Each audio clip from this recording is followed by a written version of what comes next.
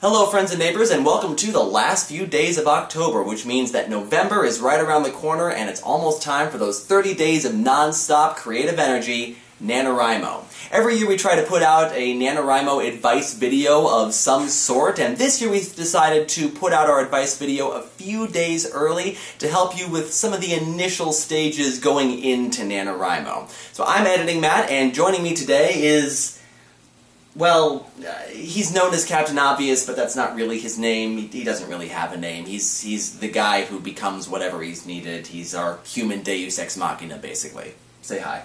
Hi. So some of you have probably been preparing for your story for the past several months, whereas some of you aren't going to start thinking about it until midnight of November 1st. And according to the folks over at NaNoWriMo, this puts you into one of two general categories. You're either a planner or a pantser. Planners, as the name would suggest, plan out their story beforehand, putting together character sketches, timelines, copious notes on the world that they're creating, and whatever else they might need to plan out their story so that by the time they get to November 1st, they are ready to start writing and they know exactly what they're going to write. And pantsers fly by the seat of their pants and just go into NaNoWriMo with little, if any, idea of what they're going to write and let their imaginations and creative energy run wild. And much of the early process of NaNoWriMo is deciding what sort of NaNoWriMo you want to be, and we're here to steer you in the right direction. Pantsing. Seriously?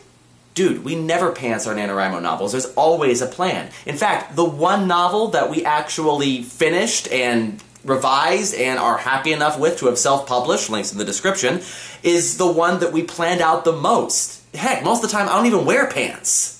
Okay, that was more than I needed to know, thanks. Dude, you see me all the time, you know this. Okay, well, you might be a planner, and to a certain extent the other map personas might be planners, but you're forgetting what I represent. I become whatever is needed at any given time, particularly when things are not going according to plan.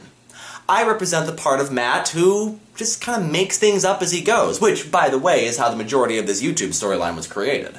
You're also forgetting that even in that meticulously planned novel that you mentioned, some of the best and key parts of the novel were parts where things didn't go according to plan, where Matt flew off the plan and took a character or a plot point in a direction that he hadn't anticipated. But even in those moments, it's not like we strayed that far away from the original plan, and these videos, they're still planned out, they're still scripted. To a point, sure, but we still make stuff up off the fly, like that bit about you not wearing pants, that wasn't part of the original script. And even with something like this, where there is a script for the video, we still don't really plan it out beforehand. We just sit down and start writing and hope to God that something comes of it.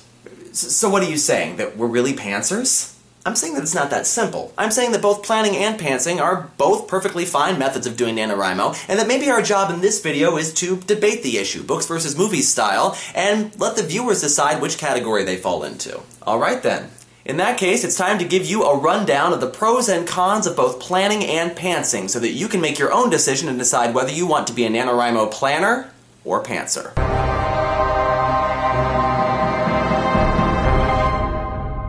Planning pro number 1. It keeps you organized, on track, and motivated.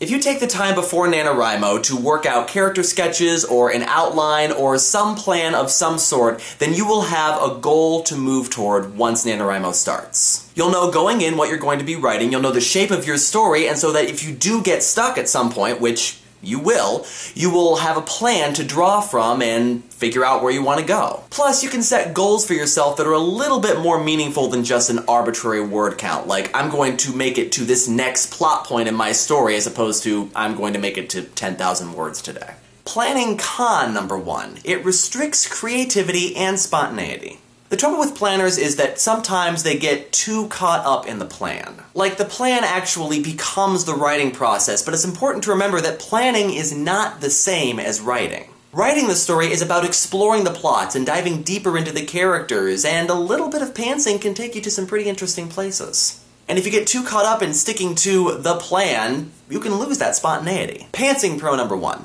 It encourages discovery in your own story. If you start with nothing or next to nothing, then you can literally just start anywhere and go in any direction you want. You're not worried about making sense or connecting anything together or the plot even really going anywhere. You're just creating for the sake of creating, and that can be pretty exciting. And sure, this can take you into plot holes and tangents and all that sort of thing, but your imagination can take you to some pretty exciting places if you let it. And keep in mind, this is NaNoWriMo. You can worry about all the plot holes and stuff in editing.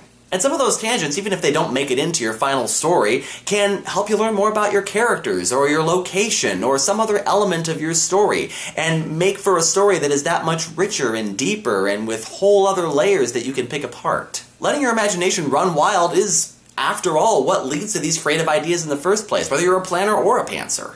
Pantsing con number 1, the burnout factor. Creative energy is great, but it's also very, very limited. After a few days of running on pure creative energy, you're gonna run out of steam. You'll start to run out of ideas, which will make it very, very easy to give up once you get to that week 2 slump, especially if you don't really know where you're going in the first place. Planning pro number 2, it's still a creative act. The days leading up to NaNoWriMo can be torture sometimes, because you have this idea, you have this story that you want to write, but you can't technically start writing it until November 1st. You have to wait. And you don't want to jump the gun and start another project before your NaNoWriMo project, so you have to sit and wait and just let those ideas sit and jumble around in your head. Planning, though, isn't writing. You can do all of that you want. So those ideas don't have to sit and wait. You can start to flesh them out a little bit. And so that way when NaNoWriMo does start, you're just putting words to something that you've technically already created. Planning con number 2.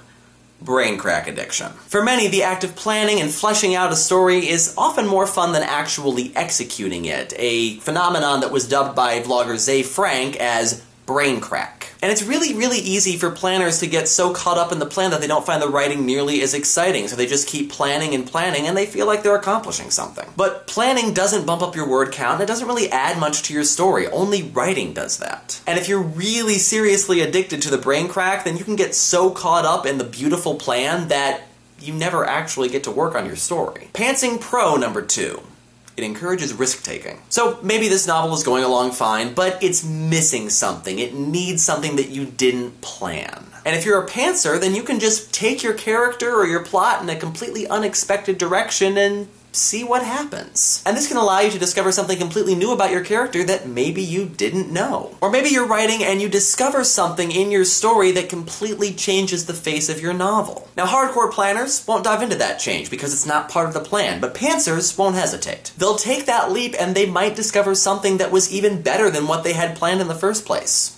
You just never know until you try. Pantsing con number 2. Plot holes. The thing about writing by the seat of your pants is that you have no idea where you're going to go until you get there. And once you get there, you may have rendered all but the last 5,000 words of your story completely irrelevant. Sure, you can fix all of that in editing, but you might have to rewrite more than half of your story, and you might start to think that it's not really worth the trouble. Which leads us right to planning pro number 3. It makes editing a hell of a lot easier. I know, you're technically not supposed to think about editing at this point, but if you're really serious about getting your novel out there will come a point where you will have to go and look at what you've done. And if you had a plan to start with, then you can go and compare your story to the original plan and see if you accomplished what you set out to accomplish. Plus, you're much less likely to have to deal with plot holes and so on if you have the plot already figured out beforehand. Planning con number 3.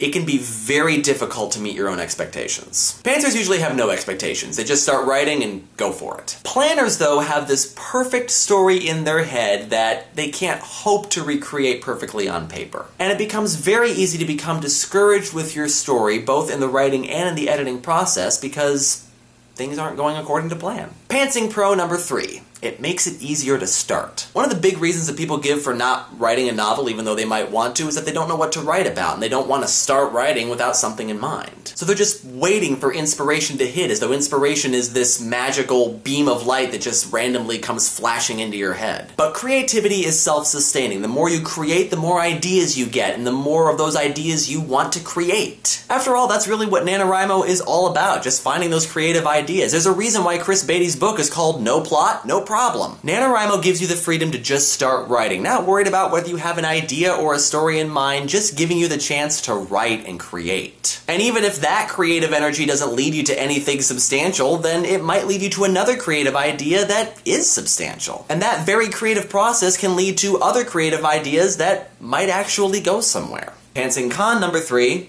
it makes it harder to finish. The pantsing process is basically the 30 days of NaNoWriMo, but the planning process starts way, way before that. And you're much, much less likely to just give up on something that you spent months working on as opposed to just the 30 days of Nano. Pantsing means that you're taking the work a little bit less seriously, which means it's much, much easier to abandon it come December. Which is fine if you're just creating for the sake of creating, but if you actually want to make something of the story and get it out into the world, then 30 days of unbridled creative energy can be daunting in the editing process. And as I've already mentioned before, you might not have as much incentive to stick with it. So those are our arguments for and against planning and pantsing. Now it's up to you to decide what sort of NaNoWriMo-er you want to be. If you're convinced to be a planner, you can click on me.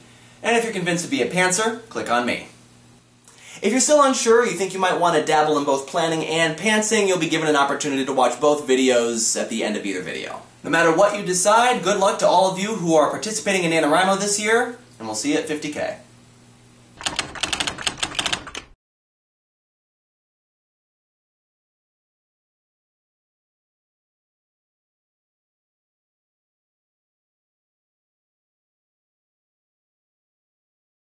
Wait a minute, isn't this a different apartment from where we've been?